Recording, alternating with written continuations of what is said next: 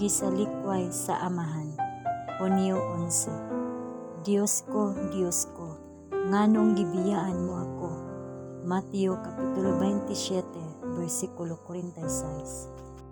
Siya gibudhian pinaagi sa usa ka halok ngadto sa mga kamot sa iyang mga kaaway, ug gidali ngadto sa hawanan sa hukom sa usa ka yutan-on nga hukmanan. Ang panon sa mga manulunda mitan-aw uban sa katingala ug uban sa kasubo. Kaniya kinsa maong halangdon sa langit, ug kinsa nagsulob sa purong-purong sa himaya karon nagsulob sa purong-purong sa mga tunok. Usa ka nagdugo nga biktima sa kasuko sa usa ka nasuko nga panon. Gipasilaob ngadto sa binua nga kabuang pinaagi sa kasuko ni Satanas. Tan-awa ang mapailubon nga nag-antos. Sa iyang ulo mao ang tunokon nga purong-purong. Ang iyang dugo sa kinabuhi nag-agas gikan sa matag na laslas nga ugat. Tan-awa ang malupigon ug ang dinaog-daog. Usa ka dako nga pundok sa mga tawo ang mialirong sa manluluwas sa kalibutan. Ang mga pagyaga-yaga ug mga pagbiay-biay gisagol sa mabuk-at nga mga panumpa sa pagpasipala. Si Kristo, ang bililhong anak sa Dios, gidala ug ang krus gipapas-an sa iyang mga abaga. Gidugok sa usa ka dako nga panon sa mapait nga mga kaaway ug walay pagbati nga mga tumatan-aw. Siya gidala ngadto sa paglansang sa krus. Siya gilansang sa krus ug gibitay sa taliwala sa mga langit ug sa yuta.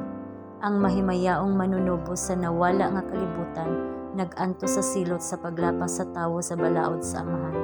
Iyang pagalukaton ang iyang katawhan sa iyang kaugalingong dugo. O aduna bay pag-antos ug kasubo nga sama ni anang giantos sa himalatyon nga manluluwas. Ang pagbati sa kasuko sa iyang amahan maoy nakapait sa iyang kupa. Dili ang pag-antos sa lawas ang dali kaayong mitapos sa kinabuhi ni Kristo dito sa krus. Apan kanang makadugmok nga kabukat sa mga sala sa kalibutan ug usa ka pagbati sa kasuko sa iyang amahan. Ang mabangis nga tentasyon nga ang iyang kaugalingong amahan mibiya kaniya sa kahangturan maoy hinungdan ni adtong makapatusok nga singgit gikan sa krus. Diyos ko, nganong gibiyaan mo ako. Diha sa iyang himalatyon nga pag-antos, samtang iyang gitugyan ang iyang bililhong kinabuhi, siya pinaagi lamang sa pagtuo nga mosalig kaniya kinsa maoy iyang kalipay sa pagsunod.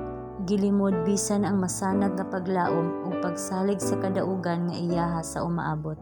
Siya misinggit sa makusog nga tingog, Amahan, nga naha sa imong mga kamot, itugyan ko ang akong espiritu. Lucas Kapitulo 23, versikulo 46. Siya nahibalo sa kinaiya sa iyang amahan, sa iyang hustisya, sa iyang kaluoy ug sa iyang dakong gugma. Ug diha sa pagpasakop siya mitugyan ngadto sa iyang mga kamot.